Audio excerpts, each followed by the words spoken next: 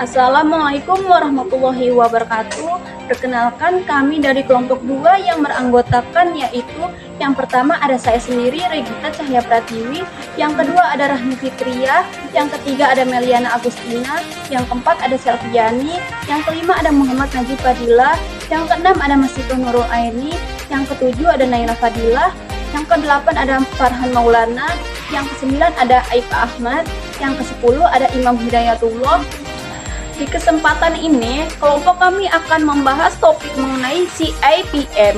CAPM atau yang disebut Capital Asset Pricing Model adalah model keuangan yang dipakai untuk menghitung tingkat keuntungan return yang diharapkan dari suatu aset atau investasi berdasarkan risiko pasar. CAPM menjelaskan bahwa semakin besar risiko suatu aset, maka semakin besar return yang diharapkan investor. Capital Asset Pricing Model itu rumus buat mengira-ngira berapa keuntungan dari suatu saham sesuai dengan resikonya. Intinya, kalau resikonya besar, untung yang diminta juga harus besar. Buat apa sih Capital Asset Pricing Model itu? Jadi yang pertama, buat menilai saham layak atau tidaknya. Yang kedua, buat membandingkan beberapa saham. Yang ketiga, buat menentukan return yang diharapkan. Capital Asset Pricing Model juga digunakan untuk menghitung biaya modal ekuitas, valuasi saham, dan juga keputusan portofolio. Nah, asumsi utamanya termasuk pasar efisiensi dan investor rasional, meski sering dikritik karena beta tidak stabil. Oleh karena itu, CAPM adalah model yang menjelaskan hubungan antara expense return atau tingkat pengambilan yang diharapkan dan risiko dari suatu sekuritas atau investasi. RA sama dengan RP ditambah BX dalam kurung RM minus RP. Nah, di mana RA sama dengan expected return investasi dan RP adalah risk-free rate atau tingkat pengambilan bebas risiko, biasanya obligasi pemerintah yaitu 10 tahun. Nah, di mana B atau beta itu adalah ukuran risiko sistematis terhadap pasar. Nah, sedangkan RM expected return pasar atau RM minus RP. Jadi sama dengan market risk premium atau premi risiko. Materi selanjutnya yaitu konsep inti return yang diharapkan investor sama dengan tingkat pengembalian bebas risiko ditambah persemi risiko yang didasarkan pada beta sekuritas tersebut. Beta yaitu menunjukkan B sama dengan 1, risiko saham sama dengan pasar. B 1, risiko saham lebih tinggi dari pasar. B1, resiko saham lebih tinggi dari pasar. Nah, jadi kegunaan dari Capital Asset Pricing Model sendiri yaitu menghitung cost of equity atau biaya modal ekuitas, lalu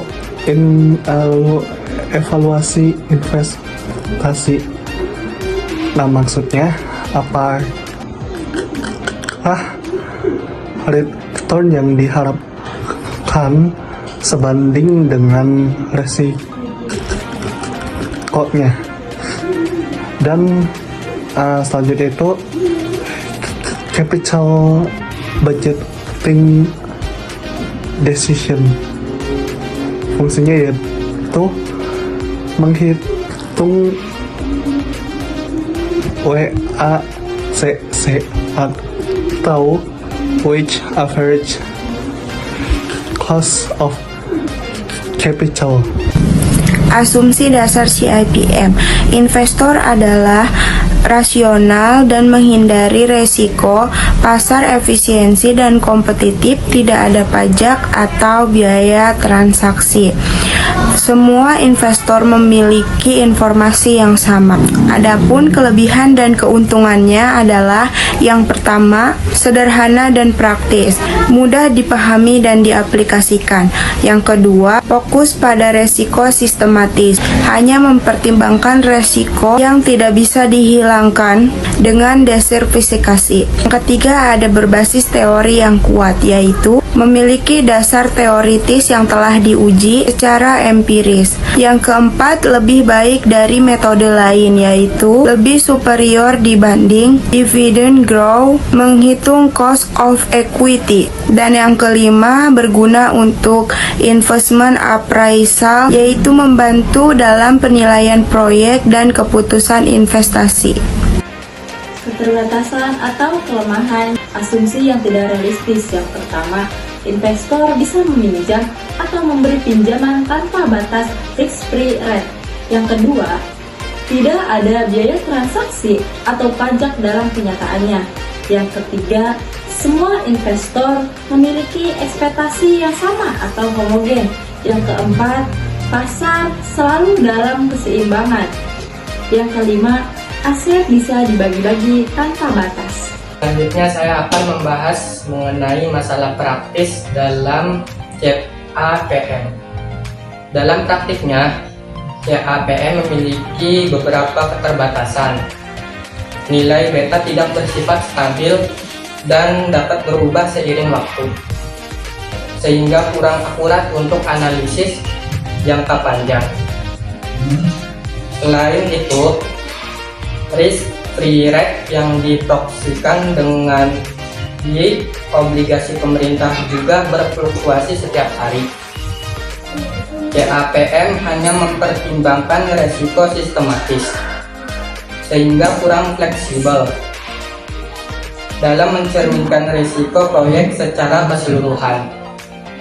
Model ini juga menghadapi kesulitan dalam menentukan proyeksi beta yang tepat untuk proyek spesifik. Terakhir, asumsi single period. Time horizon pada CAPM tidak berjalan dengan evaluasi investasi yang umumnya bersifat multi-period.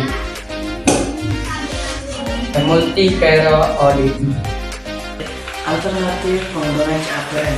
Yang pertama, arbitrage pricing teori atau APT menggunakan multifaktor inflasi, suku bunga, nilai tukar, dan lain-lain. Yang kedua, convergence three factor model / value factor. Yang ketiga, zero bid CAPM tidak memerlukan risk free atau aset. Yang keempat, downside CAPM fokus pada downside risk. Saya akan kembalikan kepada moderator. CAPM atau Capital Asset Pricing Model adalah rumus yang digunakan untuk memperkirakan return wajar yang seharusnya kita terima dari suatu investasi atau saham. Nah, untuk menghitung rumus CAPM yaitu menggunakan rumus IRI atau IRI ini adalah Expected Return Investment, kemudian dihitung dengan Risk Free Rate atau RF. RF ini adalah tingkat risiko. Jadi RF ini adalah keuntungan yang dapat kita peroleh tanpa adanya risiko. Kemudian ditambah dengan BI atau beta. BI ini adalah volatilitas dari suatu investasi yang kita lakukan. Kemudian dikalikan